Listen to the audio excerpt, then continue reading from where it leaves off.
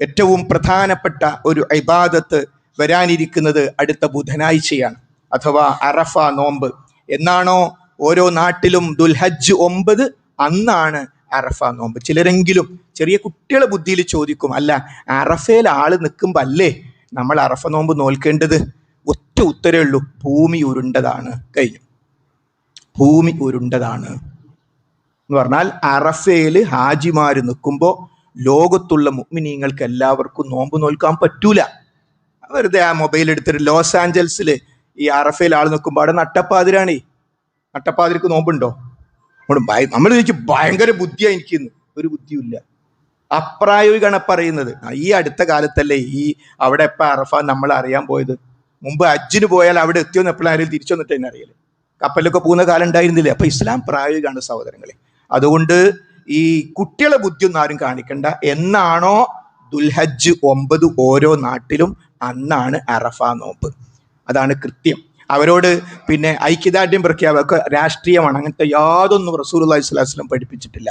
അവിടുന്ന് പഠിപ്പിച്ചു സിയാമു യൗമി അറഫ അഹ്തസിബു അലല്ലാഹി അൻ യുകഫിറത സനതല്ലതി ഖബ്ലഹു വസ്സനതല്ലതി ബഅദഹു.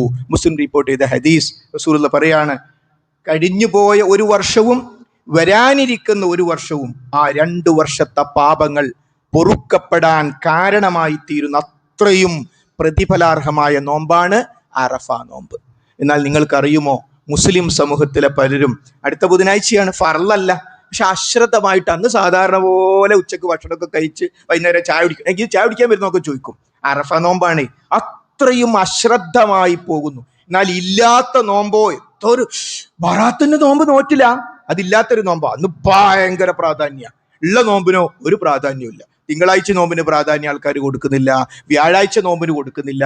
എല്ലാ മാസവും 13, 14, 15 സുന്നത്ത് നോമ്പുണ്ട്, അതിനൊന്നും പ്രാധാന്യം കൊടുക്കില്ല. ഇല്ലാത്ത വല്ല നോമ്പും വന്നാൽ അത് ഭയങ്കര ഗൗരവത്തിൽ ആൾക്കാർ എടുക്കുകയും ചെയ്യും. അതുകൊണ്ട് ഇത്രമാത്രം, അഥവാ അല്ലാഹു സുബ്ഹാനഹു ഖൈറുദ് ദുആ യൗമി അറഫ, ഏറ്റവും നന്നായി പ്രാർത്ഥിക്കേണ്ട ദിവസമാണ്. അടുത്ത ബുധനാഴ്ചയാണ് നമുക്ക് ആ നോമ്പ് വരുന്നത്. അതുകൊണ്ട് പ്രത്യേകം ശ്രദ്ധിച്ച് ആ നോമ്പ് നമ്മൾ മാത്രമല്ല, നമ്മുടെ കുടുംബം അറിയണം, നമ്മുടെ ഫാമിലി അറിയണം, ഫാമിലി ഗ്രൂപ്പിലൊക്കെ പറയണം. ഫാമിലി ഗ്രൂപ്പ് തമാശ അറിയാൻ മാത്രമുള്ളതല്ല, ആൾക്കാർക്ക് ദീന് കിട്ടാൻ അത് ഉപയോഗിക്കണം. അടുത്ത ബുധനാഴ്ചയാണ് ഇൻഷാ അല്ലാഹ് നമ്മുടെ അറഫ നോമ്പ്.